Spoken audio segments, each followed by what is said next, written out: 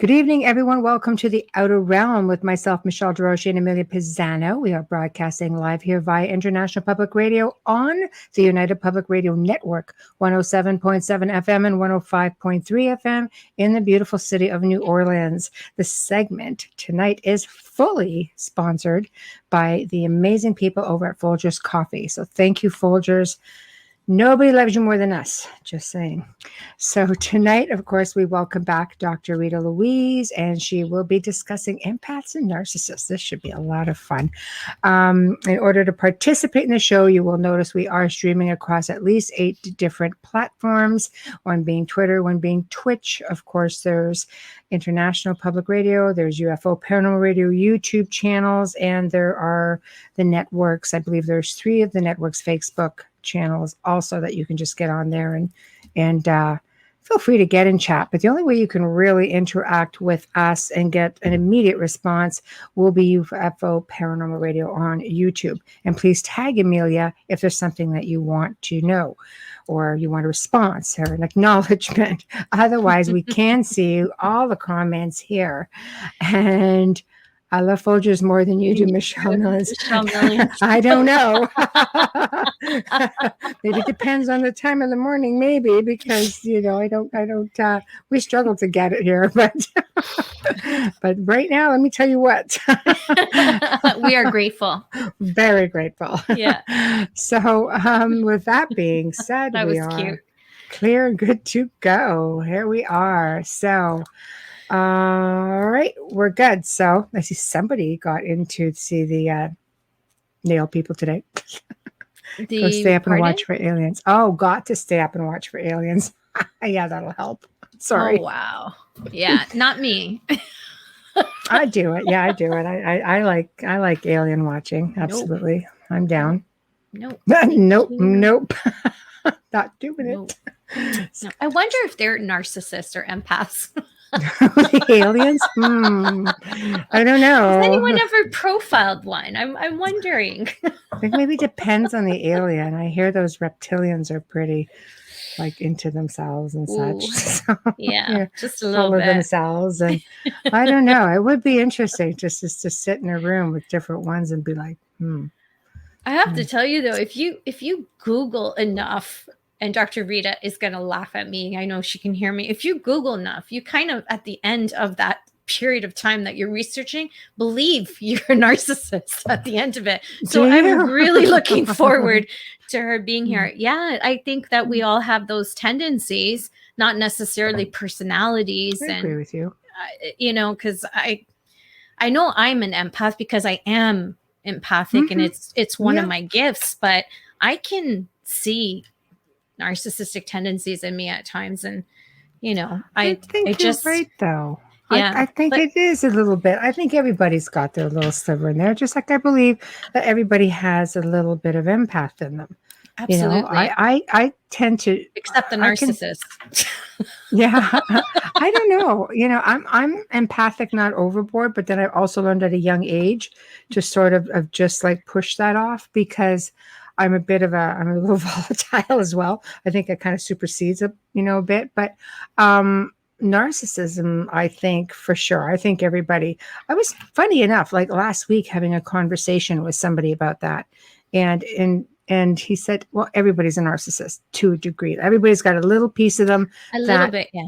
And where you say something and you have to include yourself and this, and oh my God, I've done it, but yet I don't know, cruel narcissists. No, I believe some that people are hardcore.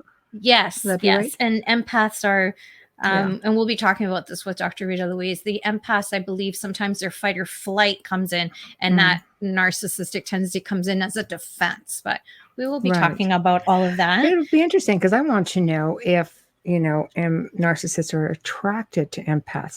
Can they sniff them out or something? I think I want to know. I think it goes both ways. Yeah, maybe. Seriously, it's true. Yeah, it would make a lot of sense. I can name more, and I hope you're all listening, family. I can name more. I can name more narcissists in my life than I can empaths, which is really sad when you start to think. It's really sad. But Yeah. I So think I've learned over the years how to deal with them a little bit better. I look for peace. I don't think I'm confrontational. I have to be attacked. I have to be attacked or feel like you're being attacked. like I'm being attacked for me, but I will not go out and start something. Like I'll be in my family. I'm speaking for my family. How I am with other people, whole other ball game. Right. But I try to keep the peace, but I'm so tired of being picked at that I just respond now. It's just an automatic. Do you notice it more because, I mean, let's face it, we live in like difficult times, right? And we're going to ask Dr. Rita Louise the same thing.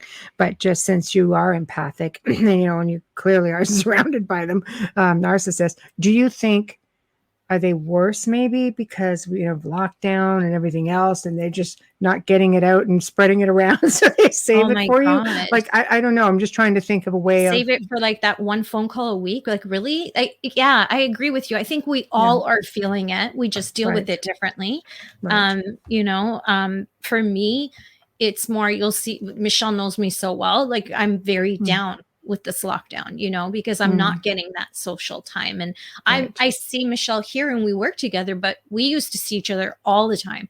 It's different in person. You exchange energies. It's different, Oh, for sure. And at least when we're when we used, like, for those of you who don't know, we were actually in a radio station here too. So we got to see each other every week. Yeah. And Amelia used to bring me like actually home cooked like special food. It was right after dinner. So I'm like, hey, I'll just make extra. Don't cook dinner, Michelle. I'm bringing you dinner. Yeah. It was a joy for me. I enjoyed it, Yeah, me too. Tremendously. And now I'm kind of like, And now she's like, I'm really craving. I go, don't worry. I'm working on all these recipes for when we can have that big party, like seriously. We're bringing out the French champagne, man. Like I'm serious. Damn lockdown has just ruined everything. More ways than one. Michelle's favorite wine is hard to find. So like I've been buying bottles and storing them, for that big night. For that big night. But like it's just crazy, right? It's just, I think I honestly believe it's affecting everybody tremendously. But I feel like, and I think that some narcissists, maybe it's turning them around. I don't want to say it's making them worse. Some of them maybe might be realizing and seeing what's happening and humbling themselves a little bit. We empaths feel sorry for narcissists. Gets us into trouble. We feel sorry for everybody, Michelle, millions. Yeah. We feel sorry for everyone. Yeah. Yeah. No, we tend to let people rent space in our head for free. And empaths do that. Yeah. Yeah, this is true. I don't know. Like I said, I learned to really long ago how to sort of separate some of that. It's not that I don't feel it. I think my skin's just a little tougher. That and your circumstances in life are different too. I think for me, because I felt that role that I had to take care of everyone, losing my mom at 27, I think that had a big role. Like it was like, the trigger for me that it just started to go crazy ass after that. Yeah. But I think that's what it was. Like I was always trying to look at why other people were reacting the way they were reacting rather than protecting myself. And when you're empathic, you pick up on their feelings. So if they're angry or sad, you take that on and don't know it's not yours. No, it's true. So the last thing I want to hear is you're moody, because I will kick your behind. I'm freaking moody. I'm not moody. I'm picking up your mood and I'm bringing it back to you. Yeah. So, well, hopefully we're going to find out a whole lot more about this. If Joe can bring on our special guest, our return special guest, author. There she is. Hi. Hello. Lady. So are you thinking, when you heard us before the show went live, are you thinking, oh my God, I'm going to hang up now? Her mostly. But I feel like you covered everything we're going to cover in the interview. No, because I have a million questions for you, and you don't know how long I've been looking forward to this since our last show, and you mentioned it. I've been like, oh my God. Yes, finally, I'm going to be able to, have people that I know and love listen to you because they don't believe me. So I know. I know that was last week. Okay, Dr. Rita Louise is coming back. Oh, well, what were we talking about? Empaths and narcissists. Oh, yeah. Finally, dancing. I've been waiting for this. I've been waiting for this for months. I didn't realize it was next week. Calm down. So how are you? I'm doing great. Good. Good for you. Good. I hear look you. great. You said you were away. So I am in, I have to think about this a second, Northwest Arkansas. Arkansas. Okay. Wow. Okay. Yeah. Okay. And we're going camping and Nice. Oh, fishing, nice. and so we're actually at a friend's house, and then tomorrow we're taking our RVs and going to a campground, nice. and because they were like, well, can you go this week? And I'm like, well, I got this interview Wednesday night, so if I can like do my interview, then I'm game. Thank So- you. Oh, thank you. Thank you. Yeah, I know it's so hard because we do book, quite a bit in advance, and plans happen, things change, and we understand. So we're appreciative that you've still chosen to be with little Ola's tonight. So like Well, I camping. used to have my radio show, and so there is nothing more frustrating than, well, it's 3 o'clock in the afternoon and your guest cancels on you. And it's like, Oh, it wouldn't be the we go first through time. that. Yeah. We go Thank through God that a for lot. waiting lists. Yeah. Right? Jesus. Yeah. The waiting Yeah. lists are great, but Amelia would have had a meltdown though, because what do you mean? if you canceled, I probably would have not showed up. Because I would have felt the pain. But so like camping, like RV camping, not like tents and on the ground dirt camping. Oh, thank God. Okay. Yeah, because I didn't know how to react to that, because I'm terrible. Because I see these things online, like you can actually take this toilet with water in a tank and hook it up with a sink and put it in the forest. And I'm like, well, why not just go to a hotel room then, or get an RV? Because if you're talking about tent camping, then camp in a tent. I don't camp, period. I'm not going to lie. I just don't. I would be the one in an RV. I probably would though. Camping. An RV, I probably would, because I'm closed in and safe. with air conditioning. Yes. She's scared the Yeti's And a going to come and flush get her. No, I'm Bigfoot. scared of the bears in Canada. I'm scared of the bears up north. Bigfoot, I'd probably sit down and like, hey, dude, you want a coffee? Like, let's sit and talk. But but a bear? It's really different if you like go off into the woods to That's go what I camping. meant. Yes. Yeah. And then you can like run around in your pajamas or whatever you got on and go take care of your business. But if you go to like a park, That's and just harder. and there's like tents That's harder. right there. Yeah. And unless there's some big group of you and you just get really drunk, then you don't care anymore. And all the girls go together. Yeah, it's different. It's different, but Awesome. I'm really like seeing all the new things they have for camping. I may have tried it when I was younger if they had all those things. It's just I always think if I can't, like, RVs are great because you can plug in a hair dryer, because my hair in the humidity, I swear to God, is like so wiry. You know what I mean? Like that, I like those little bit of conveniences, and I'm not that great at that nature thing.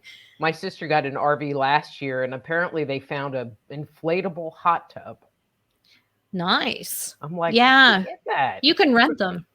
Wow. I don't know with the pandemic, but you can rent. Yeah, you can rent them. I know someone who did it for her husband for his birthday. I'm like, yeah, I wouldn't want to be the one cleaning that out. I don't think I like my husband that much. Here's a cold shower. I have a thing about sharing that like more than one person, but so why don't we should start with maybe defining for people who don't know what a narcissist and what an empath are. Sure. And I'll start with the empath because they're nice people. So an empath is somebody that is sensitive to the energy around them. So for the listeners, if you've had the experience where you felt the vibes in the room, or you walked up to someone and you were like, hey, I'm having a great day. And then you go next to someone or go into an environment and now you're feeling upset, or you're feeling anxiety. I used to do a lot of ghost hunting, and when we'd go into a funky place, I would feel like I wanted to vomit. And I'm like, ooh, I got some bad mojo in this place. And that's the generic definition of an empath. They're psychic sponges. And so if you're feeling good, then I'm going to feel good. If you're feeling bad, then I'm probably going to reflect that energy within myself. And where it becomes a little bit challenging is if you're not aware that this is what you're doing, then you think that your mood is changing all the time and you can't really grasp what's going on, and well, why do I feel bad? Nothing happened, but now I'm feeling bad or upset. And so I think it's really helpful for people to recognize, that this is who they are. And so while you guys were talking, not everyone has empathic abilities. Like narcissists usually do not have empathic abilities. Now, they can feel sorry for themselves, but they I was going to say, I'm pretty sure I met a couple who were borderline. Situation. That's about as far as it goes, right? Unless they can maybe see it through their life experience, but they're not being upset because you're upset. They're being upset because something you did or said triggered them, and now they're upset. Right. That's true. Interesting. Yeah. Narcissists, are the takers of the world. They are attention seeking. So the classic example is the high school quarterback. When 20 years go by, but he's still pounding on his chest and he thinks he's the greatest thing since sliced bread. And, they're usually pretty easy to spot. They tend to be very grandiose. But there's Sorry, I'm laughing because you're naming off family members without even knowing. You already know. He's going to kill me. But there's also something that's called a covert narcissist. Okay, so, and see, I know a lot about narcissists because I tend to only date narcissists. Narcissistic friends, like my list is huge. But I like the covert narcissist because they tend to be more self-deprecating. They are quieter. They don't run around with that grandiose attitude that they're better than God, and so they're harder to detect. And so you think they're nicer people, but then you start to get to know them. And especially in a romantic relationship, which we can talk about that, which is a whole cycle, and then they change and then their true colors actually come out. They're I call them tricksters. They are tricksters. Yeah. But they are the takers of the world. Look at me. I'm looking at Amelia. I'm just seeing the wheels turning. So I'm like, I'm just going to let you take this one. Because I've worked with them as well and for them. And as I got older, it became different because I find that, from other people that you're around, like Michelle's a stronger person and she'll say to me, Bubbly, you shouldn't be taking that or whatever. And you see it because sometimes you've been taking it for so long. I think empaths take a lot that they become so conditioned by it. And it's just the way it is. But I found for myself that once I could label that person that way and see them that way, I could distance myself and just keep the peace. But why you said you tend to date only narcissists? Why does that happen? You hear all the time. Is it like Michelle was saying before? Is it that the empaths attract the narcissists or the other way around? Or is it both? Do they just come together like twin flames and in some How do we stop it? Yes, that's the best question. Well, and we'll get to that. And that's why I named my book The Dysfunctional Dance of the Empath and Narcissist, because it really is a dance. And to me, the bottom line, and I hope this doesn't offend anybody where I'm going with this, but both the narcissist and the empath, especially the ones that get into relationships with each other, usually have early childhood wounding. I mean, there are narcissists that are born that way. They have, especially like if you're a psychopath, like Ted Bundy psychopath, right. They don't have any empathy. And that is more of a biological thing and not necessarily a life experience thing. Yeah. But narcissists usually have very deep inner wounding, which is why they became narcissists in the first place. And they put on a mask to cover up their hurt and their pain. An empath, and you'll find this, Amelia, you'll find this really interesting. So this is my assessment, is that the empath, okay, so people can come on into the earth as being very sensitive, and so that's that kind of base level empath sensitivity. But if you come from a home where there has been abuse or trauma or neglect, what the child ends up having to do is they put their tentacles out to make sure the world is safe, to make sure people are safe, that mom is safe, that dad's not drunk, whatever that situation is. Yeah. Well, I mean, it is the perfect training ground to teach you to be really kind of hyperreactive and hypersensitive to your environment. Okay. And so many times the narcissist will find empaths or highly sensitive people that have wounding, and so I'm going to kind of start there. And so the empath, many times, it's like what they're looking for is love. They're looking for compassion. They're looking for someone that's good. Well, the narcissist is all about that. Actually, I'm laughing at Michelle's mothering. I'm going to make a little segue. So when I was working on this book, because I was working on my own personal healing, I was digging into all these different topics, and there is literally this whole vocabulary that is tied to narcissists and how they deal with relationships. And so I'm like reading stuff, and I'm like, that's what that's called? And there's actually a name for it? I mean, It was really freaking trippy. So it was really weird. So one of She's being kind. I got stories, girl. One of the terms, when you first meet someone who's a narcissist, it's called love bombing. And so they will sit there and tell you, you are the best thing since sliced bread, and they'll make you feel like you're soulmates. And they're like the perfect person. You sit up all night and talk, and it's just great. And you fall in love with that person. But at the same time, they're like pushing things forward pretty quick. Well, maybe we should move in together. Maybe we should do this, to basically trap you in a relationship. Okay, so not all of my relationships were with narcissists. I had one husband who died, which really sucked.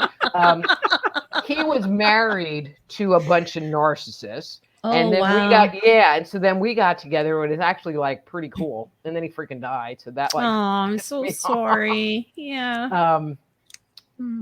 And his comment was, and true story. So we got married, and about a month later, he just looked at me and he goes, well, I'm waiting. And I'm like, waiting for what? And he goes, I'm waiting for you to change. And I'm like, change. I didn't even know what he was talking about. And he goes, well, we got married, and that's my experience. All right. I was wife number 6 for him. Okay. So that was and so I was like, this is it. I don't change, I might not like put makeup on every day, but this is it. And he goes, well, that's been my experience. Every time I got married to someone and they said, I do, within weeks, they became a different person. Yeah. And so once they feel like they have you secured, you move in together, you have a child together, you get married, whatever that is to bind you, that's when the mask starts to come off, and you start to find out who that real person is. And, but now you're kind of stuck, oh, well, you can quit your job and go back to school. It's like, okay, well, now I can't take care of myself, and I'm not really in a situation where I can go. Isn't that awesome? And the gaslighting starts, and the gaslighting starts. When the gaslight, you're like, what? Yeah. And God forbid you give them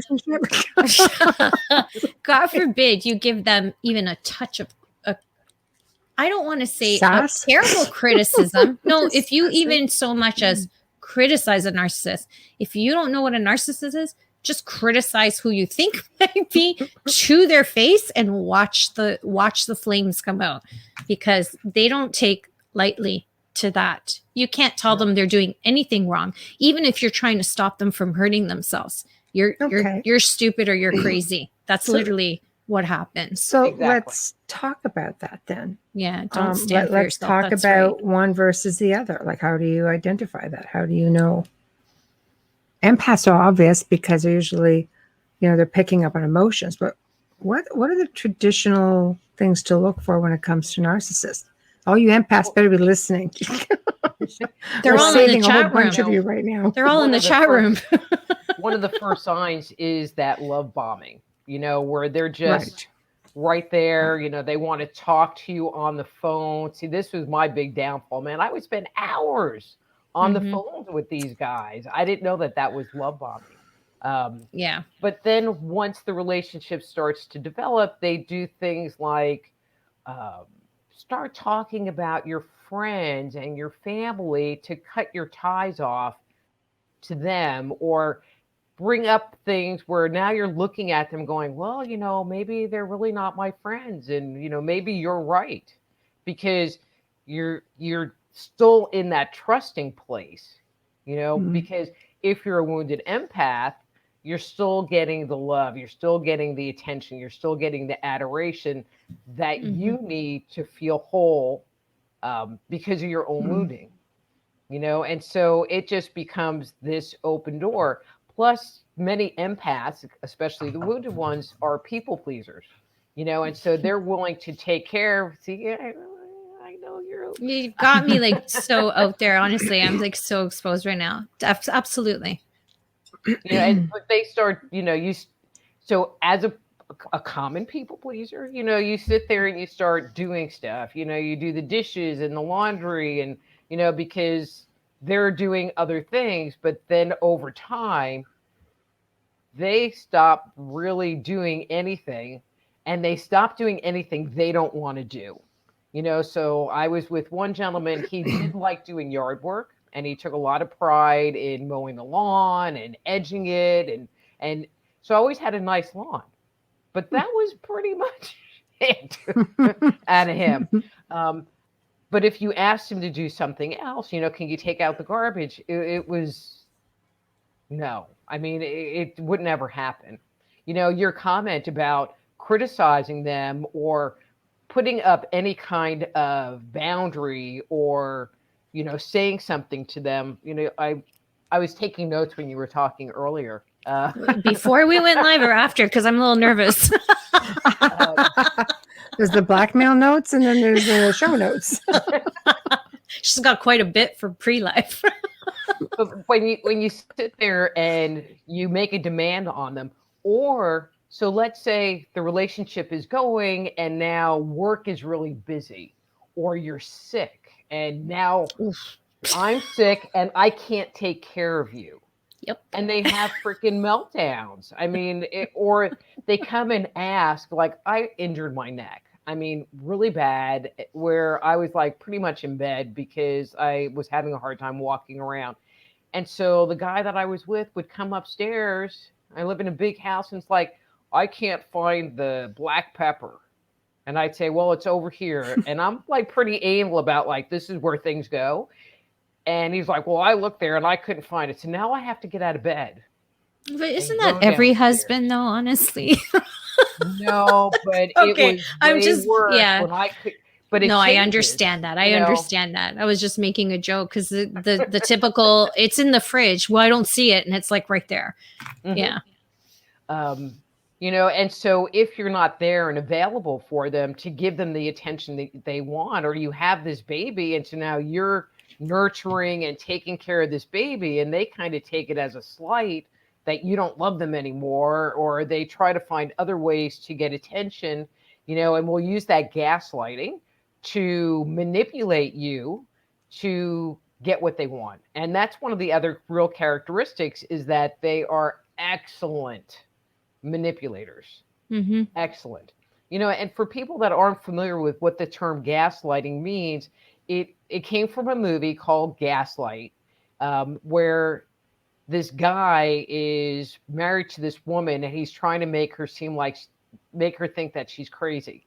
And I have to tell you, my current boyfriend, not a narcissist, thank God. We're watching the movie, and I'm going, okay, so now this is going to happen. I go, this kind of dynamic is going to happen. And then boom, it would happen. Yeah. And I'm like, okay. And then something else would be going on. I'm like, yeah, he's going to do this.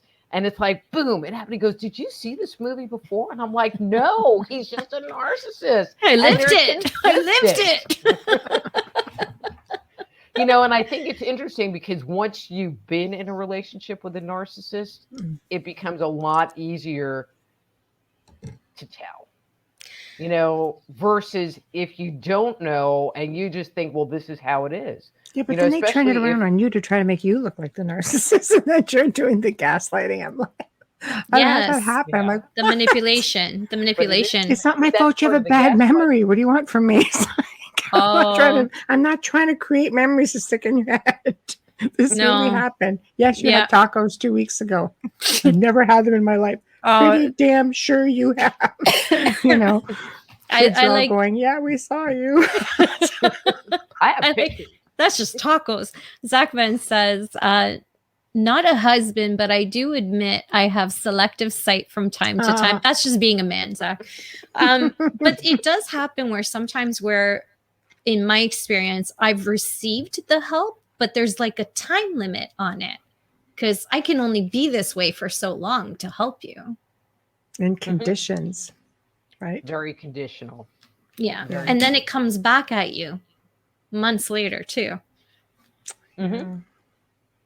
Hmm. I mean, they're just not fun, you know. And with narcissism, kind of like being an empath, there is a scale, you know. And one of the things you guys were talking about earlier is everyone has, you know, narcissistic tendencies, which is true. You know, if we didn't look out for ourselves, you know, and then we wouldn't really get anything done.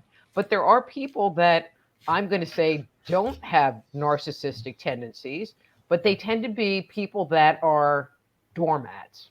I mean, I don't know any other way to say it, where people can just walk all over them and they just take it. You know, Yeah, I've it's had sad. clients, you know, especially in a family dynamic where the parents just control everything. Mhm. And it's kind of like, well, you know, you should like take some supplements and do this, you know, and there's all this stuff going on with your family. And, you know, maybe you should maybe cut some ties. No, I can't do that, you know, because the parents control so much of what's going on. Because really, Even that's into the bottom adulthood, line. like with adult children, is that what you're Yeah. making reference to? Oh, Okay, yeah. That's why things dynamics change when both parents have passed away, which is what I've experienced. But that's why things change because the parents really do keep, there's no lies to that. They keep the families together. Most do. Unless you move across the country. I was just going to say that unless you move, of course. But I'm saying if like, you know, the average family that lives within an hour of each other, whatever, the parents, especially the moms, they'll always try and bring them all home for the holidays. And then one passes away and things change a little bit. But when you lose both of them, it's just like, what the F just happened, you know? But when you look back, you see things like I said. See little narcissistic tendencies and you realize it after. I find also you can't ever give them advice about anything. That's because they know everything. Exactly. Exactly. Yeah. I mean, you know, Makes they sense. just tolerate you, you know, because they're, you know, there's a term that's called narcissistic supply. You know, so it's kind of like an energy vampire. I mean, they basically are energy vampires, but but I like that term narcissistic supply because when you're giving them attention, when you're doing the stuff that they want, you're giving them supply, you're feeding them. And so you can have a narcissist who's actually very nice when they're out in public because now they're getting their ego scratched and, you know, they're getting their supply. But as soon as that supply is withdrawn, that's when they start getting not nice. So can't you have a narcissist that's just nice all the time and just throws you a few zingers every now and then? Like, just curious because honestly, I'm sure, I mean, we all meet people that fit the bill. Like I say, we all have little bits of that in all of us. But I mean, I've seen like some really nice people who appear to be, I mean, nice most of the time. Spouses say, oh no, they never have an issue. But boy, oh boy, every now and then you could just see, you get a little look and a little zinger gets tossed at you, and it never goes anywhere beyond that one moment. It's like, but it's your did fault you if you just, get like- a zinger. Don't you know that? I mean, that's Maybe. kind of hard to tell. It's your fault. It's not theirs. know- You created it and you asked for it. Where it really comes down is what's going on when the doors are closed and the lights are off. Right. I mean, it is very, I don't want to say very common, but you hear the story of the pastor, and everybody loves the pastor and he's a great guy, and then he goes home and he treats his family like crap because that's the real him. He can let his guard down. And so they might throw a zinger at you, but you don't necessarily know if they're just wearing their mask of, hey, I'm this great person, or if it just is a little bit hard to tell, And so, for people that are uncertain, especially if they're, excuse me, getting into a new relationship, give it time. Give it an opportunity to develop. I had a client the other day who was going to move, I don't know, somewhere. And, but it was like 5 hours away, and was going to be like packing up and leaving her house. And then the guy like weirded out on her. And it was just kind of like, okay. And I go, well, how long have you been with this guy? She goes, 3 months. And really, that's how they like to move, is very quickly. Way too quick. And so the way to really get to know someone is to have time, and spend time with them before you make that leap. Mhm. Absolutely. You often hear with adult relationships, because so many people are dating more now, and you'll hear, well, I'm old enough, I know what I want. No, you're not. It's not about that. It's about, you think this is what you're getting, but let's make sure. Why do you have to rush into things? You're older. Why rush into it? Why rush into anything? But Well, especially if you're with someone who is basically a pathological liar. But you wouldn't know that in the first year because you haven't spent enough time with them. I laugh when I hear my friends say that, oh, but I've known him. And then 6 months down the road, I'm getting a phone call. Yeah, he left or whatever. I'm like, yeah, well, no kidding. You've been there for 4 months and he's moving in. It's like, what the hell are you thinking? So, I don't know. and I read, someone said that they tend to be passive aggressive. Yeah, so am I, and I'm an empath, and I can be the queen of passive aggressive if I'm highly pushed. aggressive, and I admit it. Yeah, if So I'm you're pushed planning up to push against me. a wall, my God, Yeah. yeah. So, But yeah. I'm going to put it, but okay, so it's more the covert narcissists that tend to be passive aggressive. So I'm a covert narcissist. No. I'm just kidding. Because you have to be pushed up against a wall.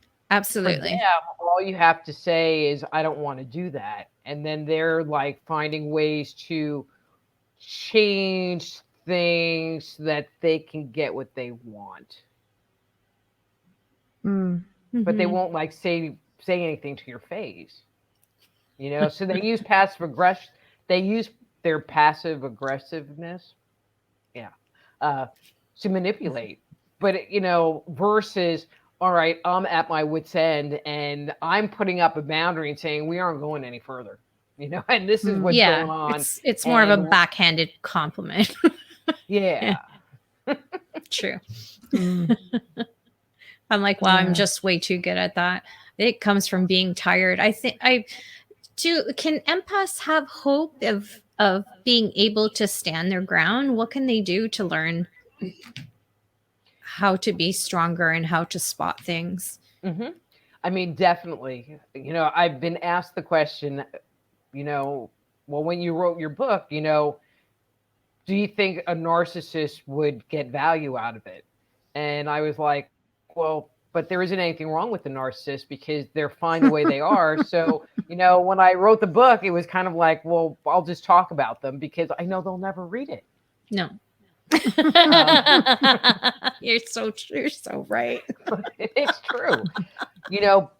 And that's one of the big things. It's like people that are more empathic, more open, are always looking basically to fix themselves, fix the world, make themselves better, take steps forward, and have things be different. And so there's more of a willingness to change versus this is what's going on. I mean, you often hear stories of couples that will go to counseling and one of the spouses is a narcissist, and they will literally lie to the counselor about everything so that the counselor thinks, well, they're this great person and they're doing all of this stuff, and all of the problems are the other person's.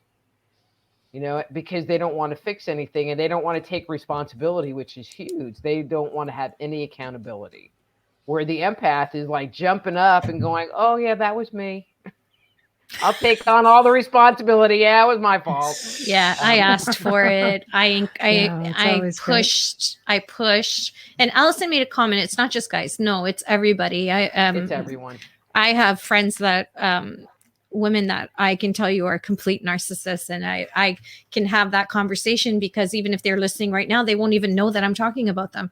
But yeah, but it is what it is, right? And it's a little different when it's a friend than when you're in a relationship with someone who is. It's a little different because you can distance yourself from someone who's in your social circle, but it's different when it's family. Yeah, but if you're a good friend, you should be able to say, you're having some of those tendencies. You can say it, but they'll just say you're losing your mind. Like, that's not my intention. I never did that. I don't know what you're talking about. That's not the way I said it. That's not what I meant. I didn't do that. When did I do that? Oh, I can give you a million of them. But anyways, but for the empath, I mean, there really is opportunities to change it and have it be different, and, to me, the base is identifying and acknowledging that you have wounding, and the way that they're getting in is because there's a deficit within you that needs to be healed, so that's one piece of it. But many times people that are people pleasers, which is kind of, okay, so there's the fight and flight response, our basic stress response.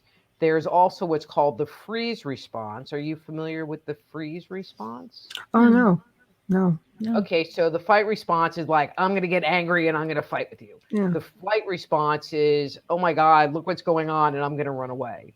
The freeze response is something is going on and I'm going to stop dead in my tracks, kind of like deer in headlight kind of things. And so you're upset and you're yelling at me, and I'm just going to stand there because I can't even get myself out of the room. So that's the freeze response. And then there's a fourth response that's not a automatic stress response, but it is identified as being learned before you can even walk. And it's called the fawn response, FAWN, fawn response, where you basically give yourself up to the person, either to receive love or not be punished. And so and that is believed to underlie people pleasing. And then the next level of dysfunction, kind of taking people pleasing to a more dysfunctional level, codependency, where you don't feel like you can be loved unless you're helping. And so addressing that within yourself, really needs to happen, because dysfunctional empaths, they want to give, and they want to fix, and because they feel that's how they're going to get love. And the narcissists are more than happy to take anything you're willing to give away. That's including your time. If you're listening, that's including your time, not just giving of like materialistically, but giving your time to them and always being available is something that empaths do as well. They're always available. It's hard because it sounds like it should be a give and take relationship. That's the idea. Give, take, give, take. You shouldn't have to even look at it and analyze it if it's normal. Really. But if it's not something that you knew, if you didn't know that that wasn't right, that what you're doing and the behavior you're having isn't a healthy behavior, then you're just going to recreate that over and over again. That's true. I had to learn that. Yeah. And I think a lot of people want to know how to do that. It's important, but you feel like healing inside first, looking deep down and seeing what happened and why you respond that way is the first step. So why stay? Why stay? Why stay in a bad, if you know you're in a toxic situation, why stay? Why not get out? That's a great question. And there's a number of reasons why people stay. And I'm going to address this a little bit more to women, although some of it applies to both men and women. One is they're afraid of being alone. They're afraid that if I don't stay in this relationship, no one else will ever fall. I'll never find anyone else, and I'll never recreate another relationship. And this one for women in particular, they get themselves into a situation where financially they can't get out. And to me, that's one of the saddest ones. It's like, they have a couple of kids. Now they're a stay-at-home mom. They didn't go to college. They have no skills. Their husbands, there's something called financial abuse, where they barely give you enough money to buy groceries. And so it's not even like you can sock a little money away, to exit stage left. Sometimes there's so much abuse. I mean, because if you're a narcissist, and I'm not saying all narcissists are violent, but they can be, they can go into what's called narcissistic rage, where they kind of flip out on you. Not all of them do, but some of them do. And you're just scared, because you think that this person's going to come after you, and so that's a scary thing. But there's also something, it's like one of the things I love is everything has a freaking name. So one of the things that happens with this dynamic is something called trauma bonding. Trauma bonding. And so if you're in a relationship and you're receiving all of this good feelings and love, it sends endorphins into your system. And that's the and dopamine. So those are the feel-good hormones inside your body. But then, so like everything is great, you're getting along really good. And then later that evening or that night, like they flip the switch, you didn't make them French fries, you made them tater tots. And that was like a deal breaker. Bastards. Right there. Yeah. And now and they can get violent over that. Yeah. But now they're on your case and being very dismissive. And so now your body goes into releasing cortisol and other stress-related hormones. And so one of the things that happens over time is that your hormonal regulation becomes messed up, because you're going through these peaks and valleys of high cortisol, high stress response, a lot of anxiety, to periods where you have this endorphin rush and dopamine rush that feels really good, and makes you feel like you're loved again. And so, it has been said that it is harder to get out of a trauma bond than it is to quit doing heroin. Because, wow. And so like you might sit there and say, adios, amigo, I'm going to go. But then like you're gone an hour and now you're looking at your phone. Well, did they text me? Well, maybe I should text them and like say, oh, you're crappy. But what you're looking for is to get that little fix, that little endorphin fix. It's like, oh, I'm sorry, and for them, they're getting supply from you. Right. Wow. And that's actually fairly common. And you do see it, I think, especially with young people, just getting into, I say young people, probably late teens, early 20s into their 30s, just getting into their first real solid relationship, actively looking and just, I can't tell you how many people I've known over the years who have, it is just like that, just sitting on the phone, or I'm not going to go out in case the phone rings. Mm-hmm. If I'm not here, then they won't be able to get a hold of me. Like I'm talking that's pre-cell terrible. phones. No, but Yeah. Oh, yeah. Landlines. Yeah, like Yeah. landlines, because Yeah. cell phones were only not always a thing, and not all that long ago. And even then, people could not always afford them. So it was just sitting at home waiting for the call that never came. It can be really bad now too, because I would imagine that those type of narcissists would have a GPS set on your phone, so that if you tell them you're somewhere else, they can just check online and see that you're lying. But Like, I know tell. people that have done that to their phones. Yeah, but you can I've tell known when you're being people that have had tracked. that happen. Yeah. Yeah. But also if you tell them to go or you leave, and then they'll always text, they'll always call, because they need their fix. They need their fix more than you need your fix. But then, like, you pick up the phone and you start talking to them, and now they're love bombing you again, and so now you're having this endorphin rush, and they work on manipulating you so that you'll want to come back. And so it's not uncommon in one of these relationships for them to split up 7 times before the person finally makes a final break from the relationship. And it's one of the reasons why in relationships where there's physical abuse that happens, that you constantly hear, the victim going back.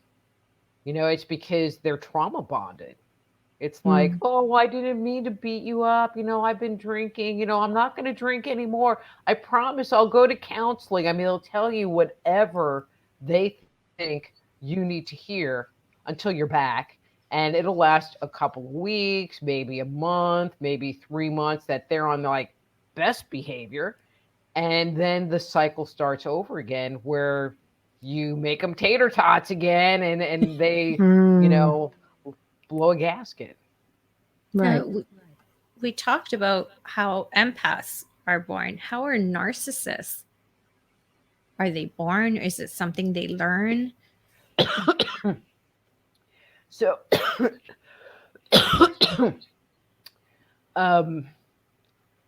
I think that there is a physiological piece for some narcissists, but many of them are just really wounded, that they have their own trauma. One of the things that I felt was that if someone is an empath and something happens, they have hope. They're able to reconnect with source, they're able to ground, and they have hope that one day this is going to end. Where the narcissist doesn't have that belief. They, it's kind of like, so they have to come up with plan B in order to get their needs met. It's so they just have an expectation of their needs being met. And it's kind of sad because you see that a lot more in young people today, where parents, they don't say no. And the kid will, so narcissist husband, he had 2 kids, which, I finally figured out that I got to be the, like, live in, have sex with nanny. But his son, I took him to Walmart before I even, like, the relationship was really early, and he wanted something and I said no. And he literally sat on the floor in Walmart and started crying and having a hissy fit. Now, if he was 4 or 5, yeah, you pick them up, put them in the cart. Pretty much. Yeah. But he was 9. Oh. Yeah, he was 9. And I was like, sorry, dude, I am so out of here. You can sit there and cry, but I'm going to the car.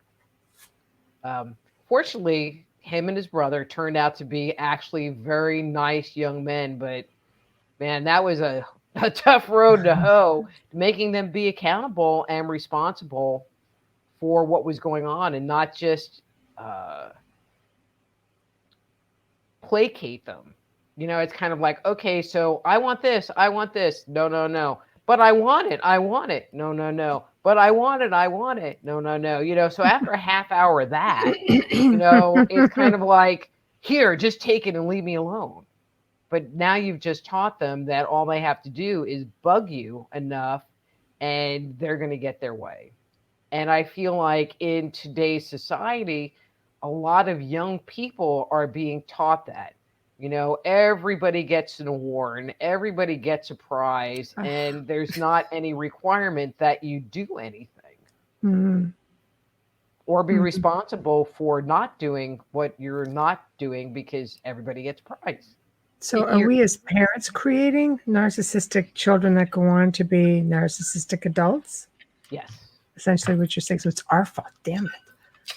You know, that's what I was going for. You don't hold accountability is a big one nowadays. No one takes accountability, accepts responsibility for anything.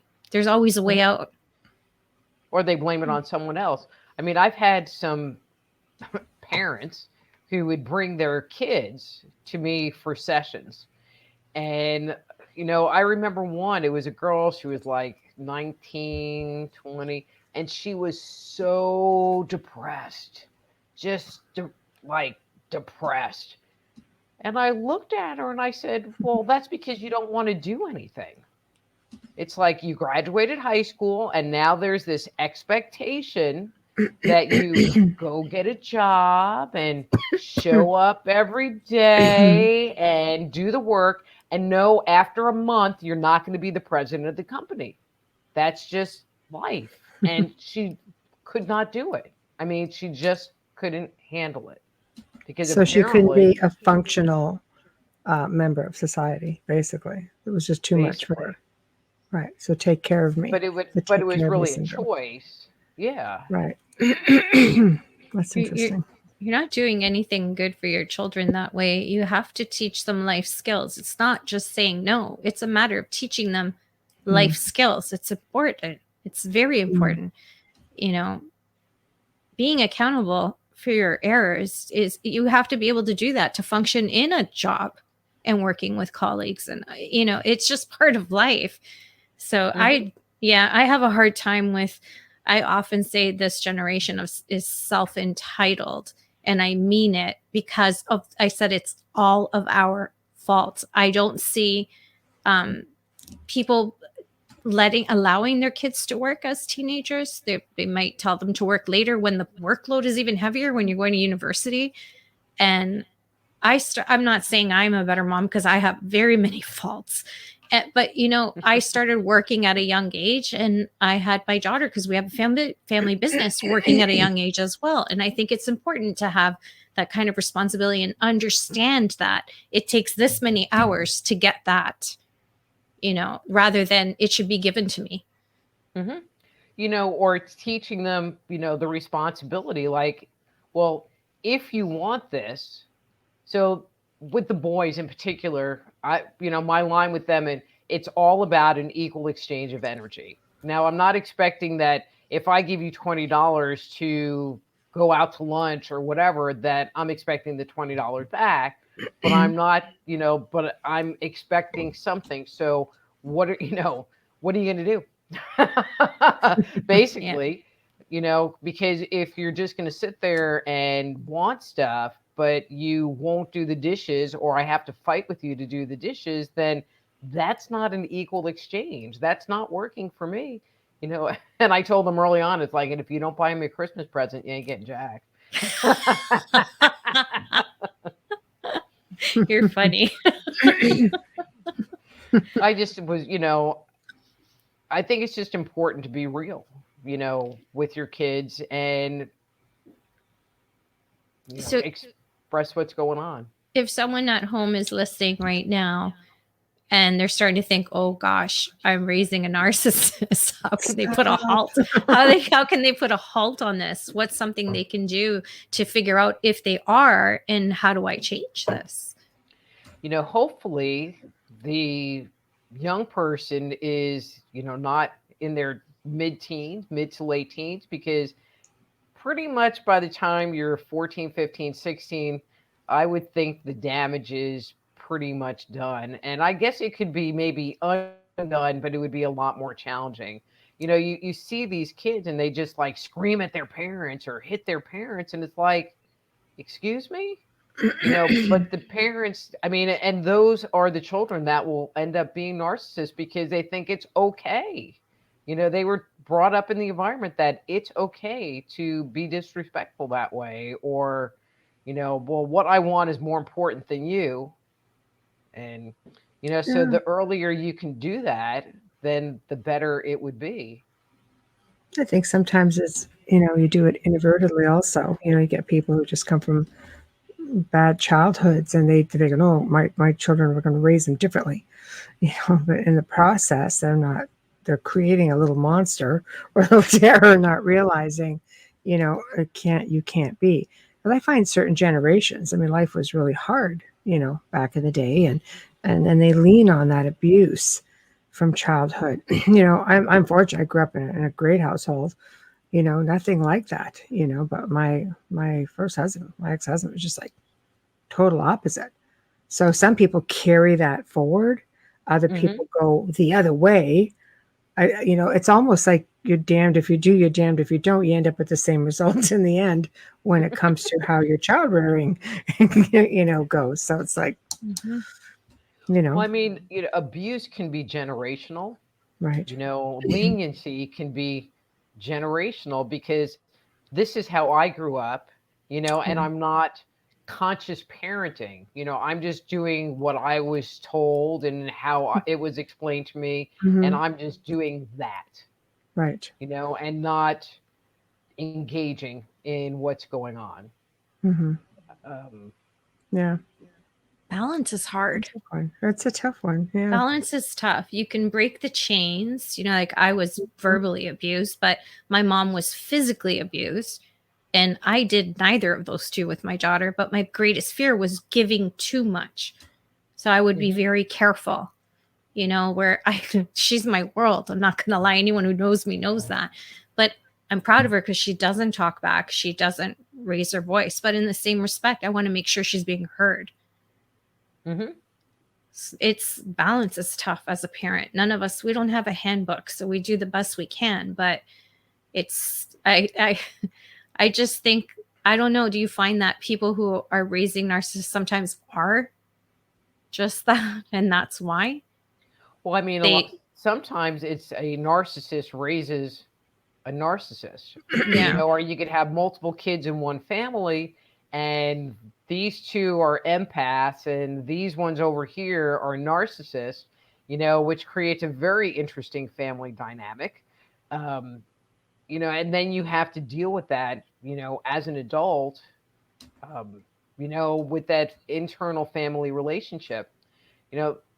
You remember Dr. Spock, the baby doctor book? Yes. Yes.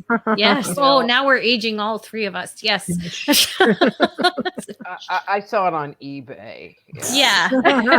Let's go with that. Actually, I think it was in print since like the 50s. I mean, that book's been around for forever. I have it on my bookcase shelf. I'm not lying. But that was like the book on child rearing. However, even Dr. Spock has come out and said that some of the things that he told parents to do, like if your baby is crying, leave it in the crib and let it cry it out, was not good advice because it creates abandonment issues in the child and it makes the child not feel safe. Yeah. But then now you have these adults who were abandoned because Dr. Spock created like a whole generation of screwed up people. My mother abandoned me. Yeah. That's true. And so now they're trying not to do that to their children. And so instead of like finding the middle ground, they go and they do the opposite thing, which creates. Oh, wow. That is really difficult because, you're going with the times and you get the best books out there, think you're getting the best advice, only to find out, no, you've actually traumatized your child. And just, like. Do you want a minute? Yeah.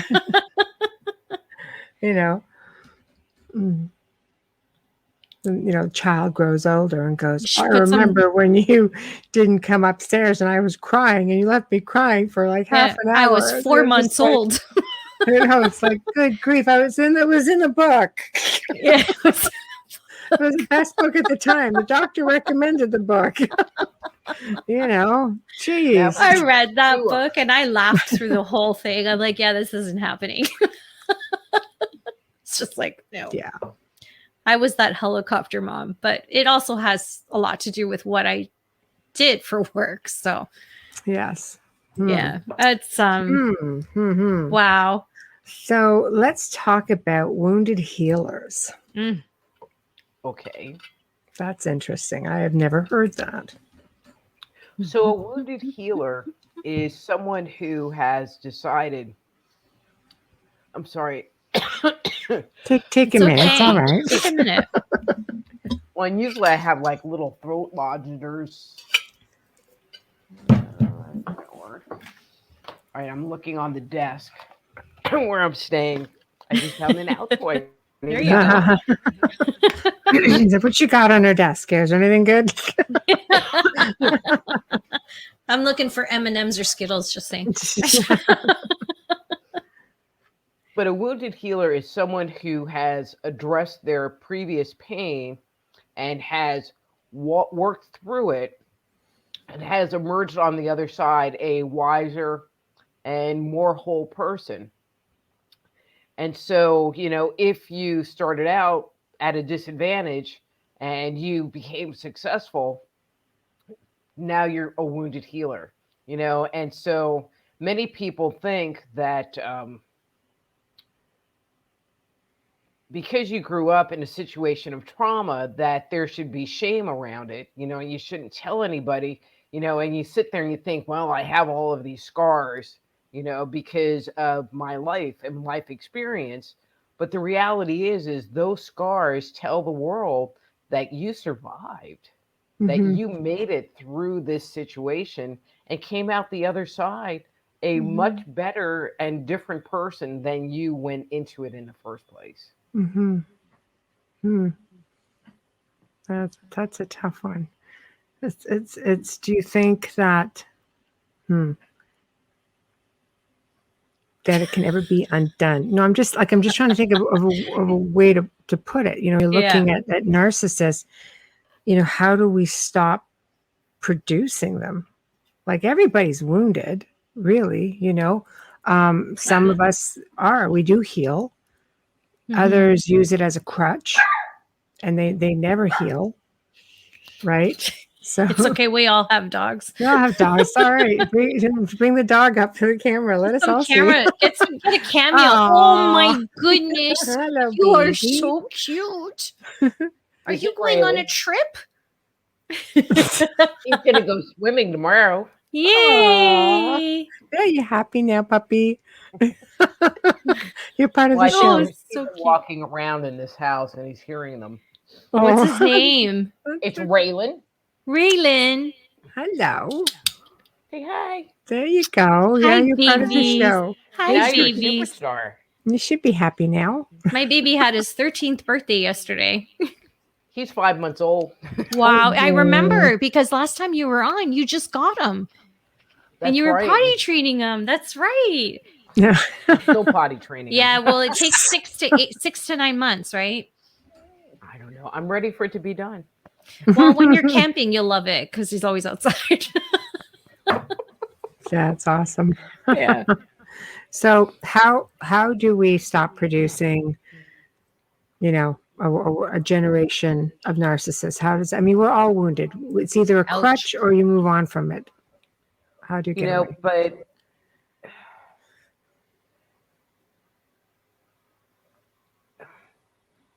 there's a balance and there's an equilibrium. They're both wounded in their own separate ways, looking to heal, and there are stories of actually having two empaths, that get together. And over time, one will actually take on more of the role of the narcissist, while the other one will take on more of the role of the people pleaser. And so, because if I'm the people pleaser and you say, hey, well, let's go do this, but I don't really want to do it, I'm still going to say, oh, okay. So now over time, I'm teaching them that I have no boundaries and I have no Mm. self. And so they will move into that role. And so you could think, well, maybe that person really is a narcissist, but the reality is I trained them to treat me that way. Mm-hmm. Yeah, So it what you comes back to the allow. boundaries thing, and so it really is about that balance because you're going to look for someone that's going to create that equilibrium in you.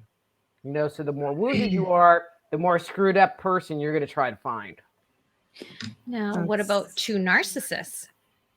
That would be very interesting. So you haven't seen it Well, I yet? knew you were going to say something like that. That's like World War III. Because they would probably just fight with each other all the time. I mean, maybe if they have like some narcissistic tendencies, and they can kind of get along.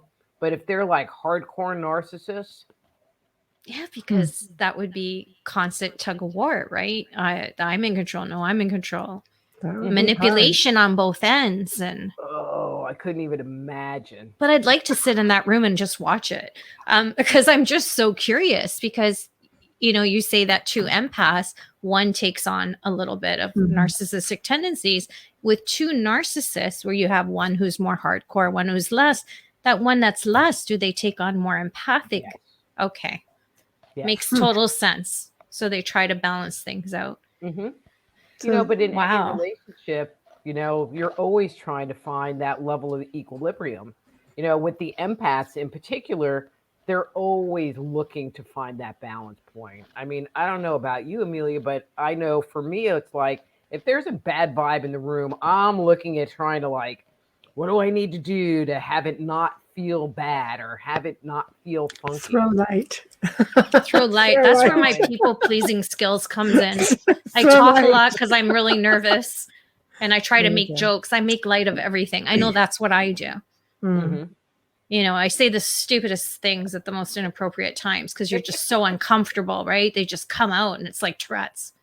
I just rather not talk really to is. anyone. I just start people watching. You're quieter. Yeah. I am. I just watch. I watch everything. I see everything. You just absorb it, I think, a little bit more. Absorb it, and I don't know how to deal with it. And I go, it's like that. And anyone who knows me knows I'm uncomfortable. But people who don't know me think that I want the attention when I really don't. That I don't understand why I'm talking. Bubbles likes to talk a lot. Yeah, it doesn't matter what the situation is behind I have a hard time with quiet. Quiet moments when there's other people. I have a really tough time. I do. It's I get anxiety. Yeah, but that's how your anxiety is presenting itself, So maybe when you find yourself in those situations where you're talking all the time, you need to stop and take a deep breath and go, okay, what's making me be anxious? It could be one person in a room. I mean, I think with empathic people, there could be one person in the crowd who's, gives you that angst, and you can just center them out right away. You just have to zoom right in on them. I think it's almost like its own phenomenon. It's like how you can take all those energies and zero in on the one problematic individual. They don't even have to be in the room with me. Right. I mean, there are days that I'll wake up and be like, I don't know what's going on. My back hurts. This is, whatever. And then like later that day, I'll do a client session. And what are we talking about? We're talking about all this crap going on with them and their back hurts. And I'm like, oh, it was you that I was picking up at 8:00 this morning. Thanks. I want to do a quick station ID because I want to bring this conversation to the workplace because we focus so much on a marriage, but we do have issues at work. You're listening to The Outer Realm with Michelle Desrochers and myself, Amelia Pisano, and tonight's special returning guest we love and like to call her our third host, is Dr. Rita Louise, and we're talking narcissist versus empath and vice versa. You are listening to, if you're in New Orleans and listening to us on FM, you're listening to 107.7 or 105.3 FM. We love you, New Orleans. We are United Public Radio, and this broadcast is brought to you fully sponsored by the good folks at Folgers Coffee. Thank you, Folgers. And thank you all for tuning in and being in the chat room tonight. We're with Dr. Rita Louise, and we're talking narcissist and empath. Which one are you? Yeah, you know you are. Yeah. Yeah. Mm-hmm. So we bring. Sorry. No, I just wonder, people actually know. Like, I know I'm empathic, and I know I have narcissistic tendencies for sure. You really piss me off. I'm just gonna really hurt your feelings, and I might even make you cry. But it's just, I've never seen it with her, and I've known her for almost 3 years. But whatever. I can control myself. Like, I'm not one of those uncontrollable. The right answer would have been bubbly. You don't give me reason to, but that's okay because as an empath, I'm going for that one first. Well, we know that. That's a given. But the empath in me is like going right away to the other side.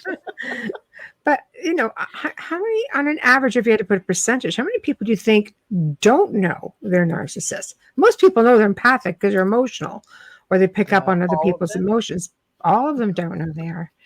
Oh, ouch. They would never own it because that means they have to take responsibility for it because there's not anything wrong with them. It's all your fault, your problem, and there's something wrong with you. You're crazy. You're oversensitive. You're too tired. You've been around your family too much. This person's pissing you off, so you're taking it out on me. If I could write a book. Yeah. I'll leave that up to you. Yeah, there we go. I did. I know. Keep doing it because we love them.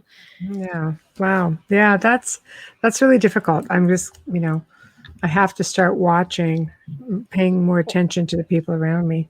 Because I don't label people, And the saddest part is that they're not really interested in changing and they're not really interested in fixing something.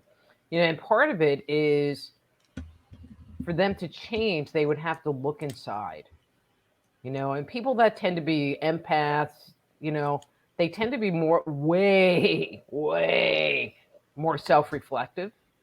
And well, what could I have done differently? Okay, well, this is really uncomfortable, Where a narcissist they just move on because if they're not getting what they want from you, if they're not getting this kind of supply that they want from you, they're like, I'm out of here. Or they start looking for someone else and they, get on chat rooms, and start messaging other people. And they need to be stroked. They need the ego stroked, basically, with somebody who's just going to fall all over them. But that's because why they fall in love with the love bomber. Yeah.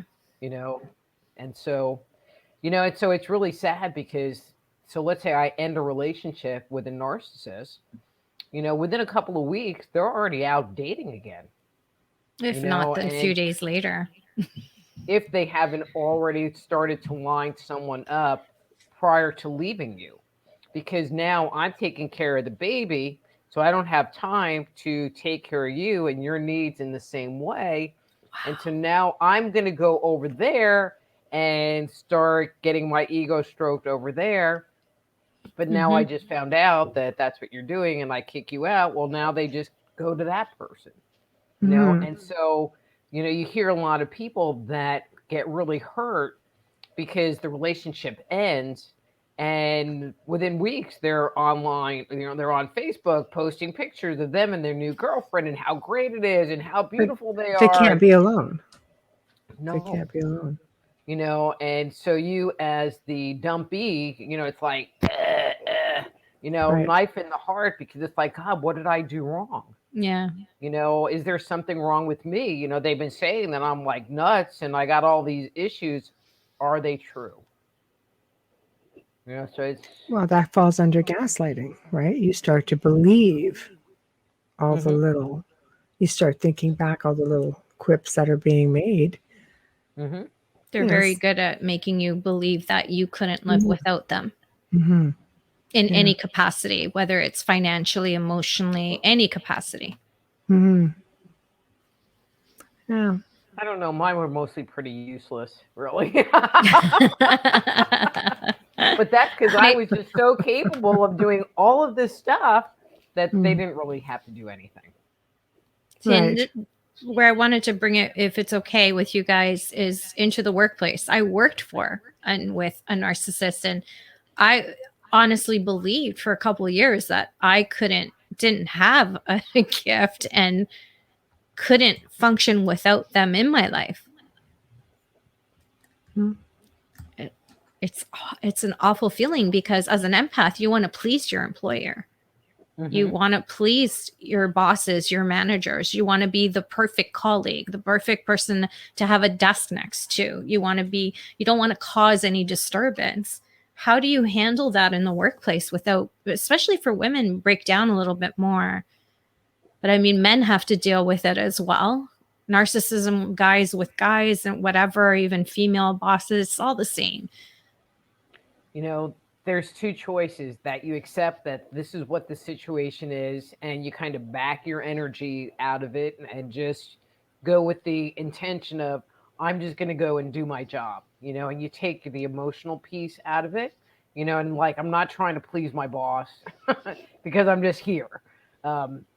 Which some people will do actually in a marriage too. It's like, well, we have kids together, I'm just going to disengage. And the other choice is to leave. If it's really that bad and that uncomfortable, then leave, because it just ends up being abusive to you and continuing that pattern of abuse by staying, even if it is in the work environment. I had that a lot in work. One time I was very fortunate. She got fired. So it worked out great. But anyways, that's like the perfect blessing in a workplace. But yeah, sometimes if people are working with family, that's a tough one too. If you're partners and you've got that going on and someone can't get out of something, what are some good tips for them to be able to cope with it, and how can they start? It's got to be a mindset, right? I mean, it's a mindset. There's something, yet another term called gray rocking. I never heard that. And so where I've heard it used, but I could see where it could be used in the workplace as well, is that you just give basic questions or just give basic answers to questions. And so, well, how are you? I'm doing great. But you don't ask back, how are you? Because now you've just engaged them in a conversation.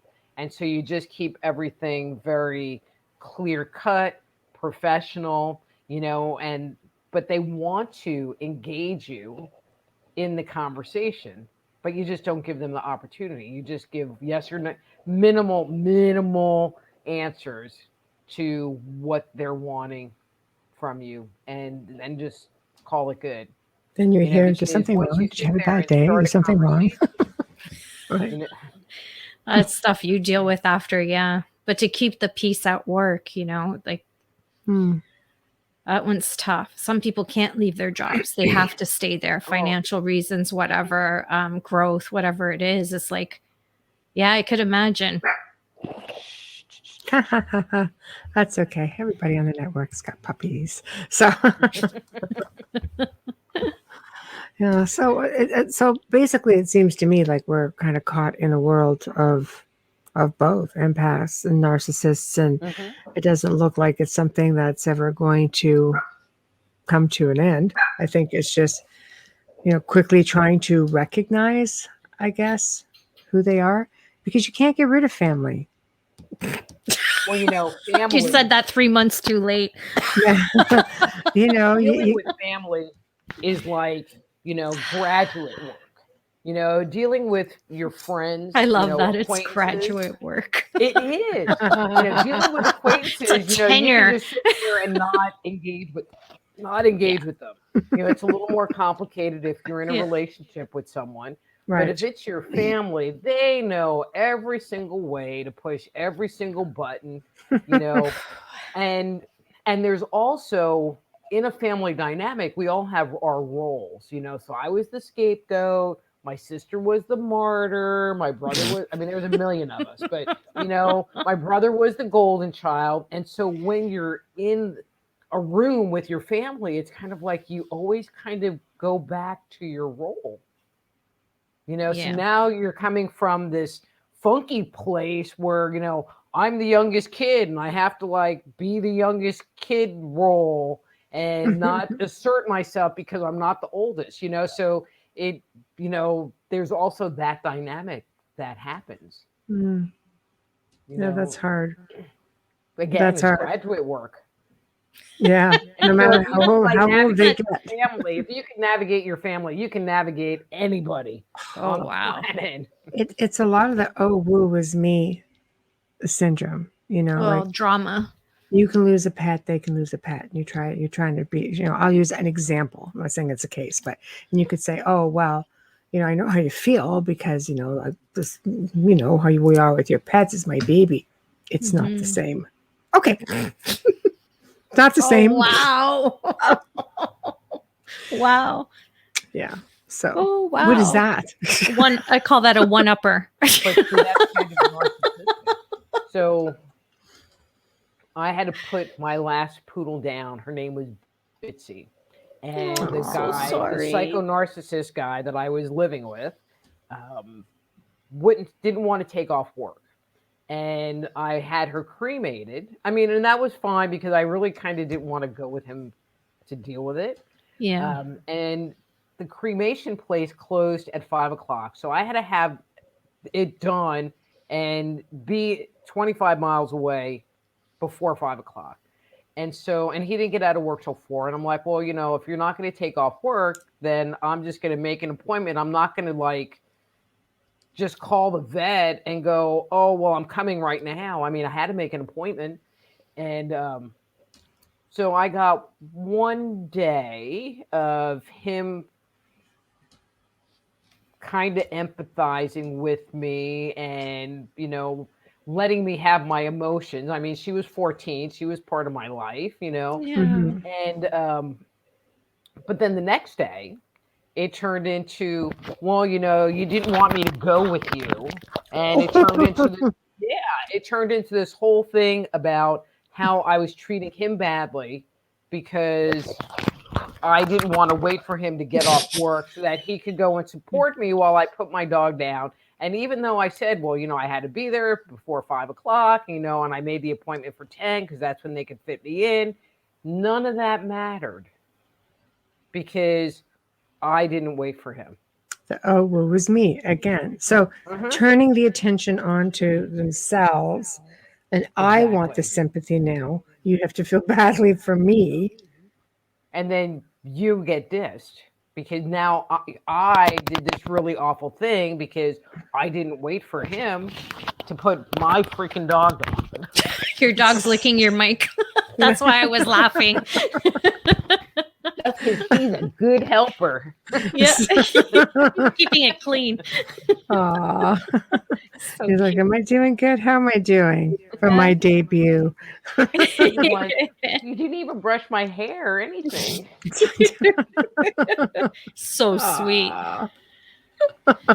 Well, you know, and I would have left him with the other people in the house, but he's a little attached to me and he will wail. Oh. You know, so I call him Wailin' Railing because Wailin' you know, it's just like, okay, he's so going. Cute. Yeah. So I'm like, yeah, so I'll be in here and he'll be at the door just, you know, screaming. So, give me the attention. yeah, I'm not created a narcissist here or anything. That is so cute. Makes you wonder, can animals be narcissists? I'm pretty sure I had a narcissist dog. PETA? Yeah, it's a freaking pound and a half of it. It's all about me. Let's get up. We're getting up now. Dinner is served now. Blah, blah, blah, blah. That's what's going on. Oh.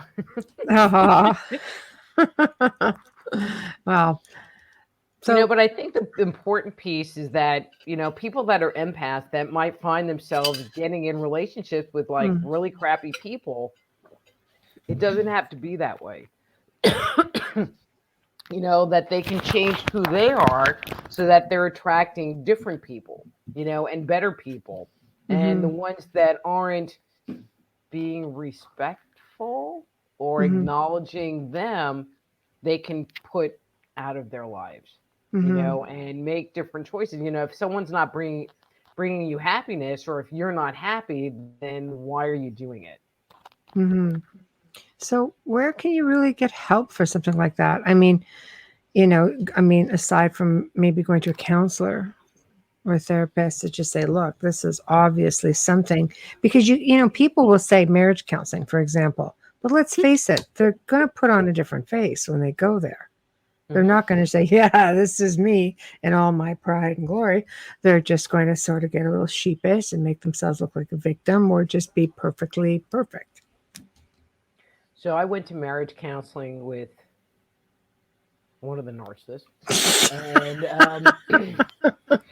well, it's just really embarrassing That's because I've been good. married way too many times, and I'm in With way That's one of too the many okay. narcissists, all relationships. right. You're trying. And basically after a few weeks, it came around that I was the person that had the problem, and these were the things that I needed to do so that he could be happy. Wow. But I'm the one that wanted to go to counseling because I was the one that wasn't happy. That's not a good counselor though if they I can't spot fired that. her. Yeah. I She fired her. she couldn't spot it. She's not good at her job if she didn't recognize that she was just being played by one. Hmm. But that was before I knew about all the narcissism things. Yeah. So, Mhm. But she should have known. Yeah, but that's what I'm saying. Like, Right. what if you're in there and you're completely green about things like this? Most people don't even label. They wouldn't even think to label somebody. Well, you're a narcissist. You have no idea. You just look at there. You're mentally or verbally accosting me or emotionally abusing me. You don't look at it past that. So, how do you get out of that if you're going and you're taking the time to go to seek help? hmm and it's just probably been in the last 5 or 6 years that that concept of narcissism really has come into the public view.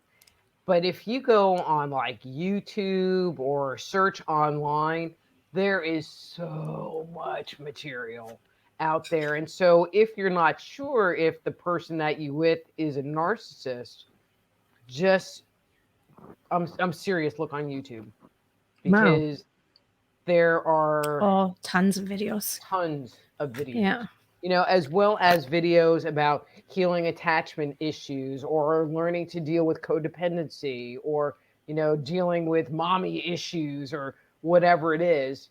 But I think understanding what is going on in that moment and looking at the patterns, because, we were talking about the trauma bonding, and you go through those cycles of it's good, it's really bad, it's good, it's really bad, and Yeah. so just starting to look at those cycles, is just one way of paying attention to what's going on, and raising your awareness about what's going on in your relationship, but ultimately, are you helping? He says, I thought I was giving this presentation. He's But so cute. ultimately, it's your job to make yourself happy, and Mhm. no one else is going to do that for you. And Right. so if you're not taking steps to make sure that you're happy, at least more time than not. I mean, if you spend 50% or more of your time worrying, like, well, I was thinking about making potato puffs, but I don't know if it's going to freak them out or not. If you're spending all of your time worrying about if I do this, they're going to have this kind of reaction, Oh wow. or, spending all your time in the mental gymnastics because they're trying to manipulate you, and you're going, well, I don't really even understand what's going on, then maybe there's something not right. I mean, every relationship has issues. You have difficult periods, where there's stuff going on with either or both people, And that's normal. But if it's a consistent and ongoing thing that has been going on for an extended period of time, and you don't feel like there's going to ever be anything changing, if you have a partner that drinks too much, and you sit there and put up the boundary and say, no more drinking, or, I don't care if you have a couple of beers, but, that's pretty much it. Yeah. But if they don't sit there and respect what you have to say about what's going on, and then, they get really drunk, and then you're like, okay, you crossed the boundary. It's up to me to identify what the consequence is, and then I have to live with the consequence that I set. Versus saying, okay, well, don't do it again, or you need to go to AA, or you need to go to counseling, and then they change their mind and they don't want to do it, but I'm still not holding up the consequence I had. So I guess the key word is, having boundaries and then sticking with the boundary. Yeah, say what you mean what you say, follow through, basically. Just like parenting. Anything, yeah. Well, you are parenting. If you're with a guy, it is. No. Yeah. Kind of is. Pretty much is. Yeah. Some of the worst narcissists that I've dealt with in my life, and I know other people that have as well, are ones who were either addicts or recovering addicts. They're one of the most difficult because everything's just blamed on the substance abuse. Mm-hmm. That is tough. That is the one time that I'm like screaming, just get out. Unless they're willing to take care of themselves and change themselves. I mean, people can come out of addictions. They can work through it. I've seen it. They're incredible people after. But if they don't choose to, you have to know when to walk away from this as well. Because if somebody doesn't want to help themselves, it's like that angry drunk thing. Mm-hmm. A drunk narcissist is like hell. Exactly. And a lot of times people that have addiction issues, whether it's drugs, alcohol, gambling, sex, whatever the addiction is, usually there's some level of wounding that they're using the addiction to self-medicate so that they don't have to deal with it. And so the people that work through it and get out of it, are willing to look inside. But a lot of the times, those people are actually empaths, but the addiction, they allow the addiction to overrule everything. Wow. And then the addiction causes them to be narcissistic because the drugs are more important. The alcohol is more important than anything else. And you have to keep amping it up. Correct. Right. After a while, it's the boundaries that you just keep raising the bar. Is that right? Like you just have to keep, it's not enough at that point. Yeah, exactly. So it's not that every alcoholic or drug addict or whatever is a narcissist, right. It's that they're wounded, and it doesn't mean that they can't be a narcissist and be an alcoholic or a drug addict. But I think, okay, this is my 2 cents, is that a lot of them are just using it as a Band-Aid and then they just lose control over what's going on. I think it's the ones that choose not to do anything because they don't think that there's an issue. Those tend to be more the narcissists because there's not anything wrong. That's true. That's a really good point. I know. It's easier to get rid of the other half than it is to get rid of the family. You just got to wait out. You need to like roll with it one way, or that's where the zingers come in. I know. I don't know. There's a lot of good stories out there, but I don't know if we're X-rated or not, but yes, I know. I have to say it because it's just funny, but I knew of someone, I'll leave it right there, who had a sex addiction, right? And I fell into a lot of, ladies of the night, shall we say, because, I'm not, it's in your profession is what it is. It takes two. But the biggest thing was, I got a compliment. I was always complimented, It's just like, and you come home and you give the compliment and looks at you and goes, "Oh, thank you." You hold out your hand and say, "Well, I want like $200. Why? Because I paid your compliment." It's the same thing, fool. Yeah. Honestly. Leave it on the Like, nightstand if it makes you feel better. I know, right? I'm sorry you paid for that compliment. It's like, I don't know. That's too funny. It's I thought it was sad. hysterical, but yes, Yeah. It's so sad because they should be Yeah. in therapy. Yeah, well, I guess that's exactly what Dr. Rita Louise is saying. If you have to acknowledge that problem, if you don't acknowledge it, to me, when you're looking at all, like a whole array of addictions, for example, even one addiction, you would think that that would be enough of a red flag. But for narcissists, basically, you're saying the biggest red flag is this need to move very, very quickly, sort of wooing you and just taking you, treating you like the princess, putting you on the pedestal, and then rings on the finger and bam, honeymoon's over. The honeymoon might not be over like in a month, as Right. was suggested. Right.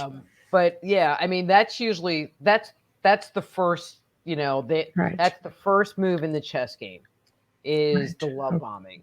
Well, that's what you But gotta your watch for. suggestion of criticizing them, or having Right. some kind of a boundary, will usually set them off. Right. I mean, that will normally happen. There's a woman, Lisa Romano, and I don't know. And so she has videos on YouTube about codependency. And I guess her dad was an alcoholic. So, I mean, she's coming from this place naturally. And, and her comment was, it's that people, you're always ending up around narcissists. I mean, because they're just people. Or you might end up getting into a relationship with a narcissist. And so that you can tell the person that's healed versus the person that's not healed based on how long they let the narcissist hang around. Mm-hmm. So if you're in a situation where it's not healthy, and you're not being respected, and then it is, your choice to either stay or go. And if you stay, then it's kind of on you. Yeah, it's like you're accepting it. Right. Right. I don't like it. So, word to the wise, that's the best advice you can give everybody as we're nearing the end of the show. Love yourself, and honor yourself, and, internalizing, well, what's right for me, or how does this make me feel? Because when you have boundaries, you honor yourself, you take yourself into consideration. If you're someone who's a people pleaser, which many unhealed empaths are, they don't ever take themselves as part of the equation. It's always, well, what do they want? Oh, okay, I can do that. Versus, well, what do I want? And they just get the benefit of like hanging out with me. Because it's not where they go to, where the narcissist just, well, this is what I'm doing. And you can come if you want. And so it's really about looking inside and putting yourself first. So that's the key, maybe, is self-worth, self-love. You can't change them. So maybe it's better to change yourself. It's the easiest fix, right? Yeah. Exactly. And if you, after all of this show tonight, still don't see it, if you're the peacemaker in any relationship, chances are you're highly empathic. But anyways, yeah. Wow. So, I was giving a presentation to a Lions Club or Rotary Club or something. And so I was talking about the 4 selves. And so one of them was self-love. And so I made the comment about, well, it's important for you to take yourself into consideration, in the things that you do. And, Lions Club, Rotary Club are service organizations that help people do stuff. And oh my God, it's like these people had a heart attack because I was suggesting in their mind that they be narcissistic in taking themselves into consideration. But if you're constantly giving away the store to everybody, then you're burning out your own batteries, and It's true. No, and it's just important, that equal exchange of energy, having that and taking yourself into consideration is part of having that equal exchange. And the minute you take that time to self-care, you'll find all the narcissists around you just sort of, it's texting and it's like, why aren't you there? Like, what's going on? Is, not even, is everything okay? And then it's, well, whatever. She just doesn't want anyone there. I didn't do anything. Pretty much. Yeah. Also on Facebook, there's a bunch of like narcissistic groups. There's, empaths and suffering from narcissistic abuse. I mean, so if you're concerned, there's a lot of resources out there that are free that you can at least start looking at. Right. So you don't have to, if you can't afford a counselor, for example, then there are other ways where you can get self-help. Exactly. Perfect. Well, I have to say it was Dr. Rita's book. it was interesting because, like I say, I don't typically put labels like that. But when you put the label on and you explain it, it's like, see, that's why everything has labels. It all makes sense. That's why. So, but tell everybody how they can find you, what you have coming up, and just promote. Okay. So my website is soulhealer.com, soulhealer.com. And what we were talking about was my newest book, which is The Dysfunctional Dance of the Empath and Narcissist.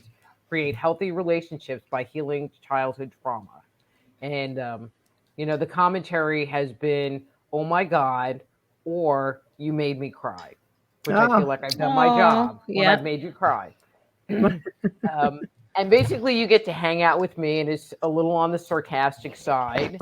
And, but it definitely is a self-help kind of book. I'm sorry, Raylan's like trying to eat everything here. And so on my webpage, if you sign up for my newsletter, I've been releasing a healing trauma series, which is talking about the stress response, and like that's the part that I've released already, but then getting into some practices like meditation, grounding, mindfulness. But then I have like this whole, I've been a writing fool. And if I could figure out how to take all this new material and package it into a book, which I haven't figured out yet, I would. But I have a whole new series talking about complex post-traumatic stress disorder. I have a series coming out about relationships. Should I stay or should I go? And having you take a look at what's going on in your relationship dynamic, not necessarily with a narcissist, but just relationships, to help you kind of work through that process of, am I happy in the relationship or not? And if I'm not, what to do next? So I've been a busy bee. And you so certainly have, because it's only been 5 months, and I don't remember all this last time. No, this has been new. Wow. And so that's being posted on the website, but also you'll get it in your email box if you subscribe to the newsletter, soulhealer.com. All of my books, including The Dysfunctional Dance of the Empath and Narcissist, are available on Amazon.com as well as on soulhealer.com. Wow, fantastic. Thank you. Wow, thank you so much. Aside from the fact that you're a whole lot of freaking fun, and the dog's a bonus, just saying. Yes. So, that was awesome. Thank you. And you are back in October for Halloween month, so I know that's going to be a blast too. So for those of you who didn't get enough of Dr. Rita Louise, don't worry, because she's coming back. So well, and I have some new material. So one of the things, I'm looking at the clock, I talk about is attached entities, especially in my ghosty type stuff. Yeah. And I have a whole new angle about attached entities that I don't know, it just came to me. It's like, oh, well, actually part of it had to do with this healing trauma series that I was doing research. And I'm like, wait a minute, that's what happens when you have an entity attachment. It was like a lot of blocks all fell together. Yes, Nice. I like it. And then by then, like it Raylan too. will be potty trained, we hope. That's it. It's only Come on, October. we had one whole day of no peeing or pooping in the house yesterday. Aw, Be look careful. at you. What are you talking about? Stop giving away my secrets, mother. That's the right. We're best. talking about you. Oh, bye-bye, baby. Bye-bye, Bye. Bye. Have a baby. great trip. Have a great Yeah, time camping. have Thank fun. you. And we'll Thank see you in a you. few months. Okie dokie. All right. Thank you. Night, night, Bye. everybody. Bye. Say goodbye to Dr. Rita Louise. And for us here in the Outer Realm, we have come to the end of another awesome segment. Thank you to everybody who tuned in, of course, in the chat room, to our special guest, Dr. Rita Louise, to our producer, Joe Montaldo, and of course, the biggest thank you ever to Folgers Coffee, who fully sponsors all of our shows now. So thank you, thank you, thank you. Remember to stop by our YouTube pages on International Public Radio and UFO Paranormal Radio and subscribe while you're there. Feel free to head over to the Outer Realm on Facebook, follow us on Instagram. If you'd like to drop us a line, go to the Outer Realm Contact at gmail.com. Again, the Outer Realm Contact at gmail.com. And a little bit more news here, people. Time to vote. Voting is open. So please go to www.podcastawards.com. Again, www.podcastawards.com. Find us, the Outer Realm, under the social category, and kindly cast your vote, hopefully for us. And while you're there, please find our colleagues. We have the Writers and Illustrators of the Future podcast under Education and Storyteller Drama category. The Centralist is under the News category. Science and Beyond is under the Science category. So go on over, show us some love as much as we love you. Come on back tomorrow night, and we welcome back Dr. Elliot Van Dusen, and he's going to be discussing his current research within both the parapsychology and the paranormal fields. And he's going to be touching on a case or two. And one of them seems to have a little bit of a twist. So I think it's going to be awesome because all of our guests are awesome. And Elliot's just a hoot, just a wealth of knowledge. So everyone, good night. And we shall see you again tomorrow night. Same time, same place. All right, everybody, it's time for you to get out and nominate for your favorite podcast. There are 4 amazing shows I want you to consider for the People's Choice Podcast Awards, the longest-running premier awards event in the podcasting space, open to shows worldwide. You can vote at podcastawards.com and nominate the following shows. Writers and Illustrators of the Future podcast in the categories of education and storyteller drama. This show is based on the world-famous Writers of the Future contest created in 1983 by L. Ron Hubbard and provides writing tips and art advice from contest judges, winners, and industry professionals for writers and artists wanting to take their next step, along with the needed inspiration to keep on going. Next one, The Centralist in the category of politics and news. The Centralist is a much different news and political program. It is not opinion news, it's just the facts so you, the people, can make up your own minds on the different stories reported on. Listen as Joe Montaldo brings to you just the facts from trusted sources. Science and Beyond in the category of science and medicine. Science and Beyond is a true science-based program that explores every aspect of science, from how things work to why we need science, and where science can't explain something, we go beyond to see if we can figure it out on our own how something works. The Outer Realm in the category of society culture. The Outer Realm is a very popular show hosted by Michelle Desrochers and Amelia Pisano, with guests who are well-versed within their respective fields of ufology, paranormal, cryptozoology, and anything else that would be deemed otherworldly. Nothing is off limits in the Outer Realm. Michelle is an international public figure and has spent the last 18 years working in the paranormal. Her co-host Amelia is a remote viewing medium with 9 years experience working in missing children and cold and active murder cases. So go to podcastawards.com to vote for these 4 shows and any others you enjoy listening to. That's podcastawards.com.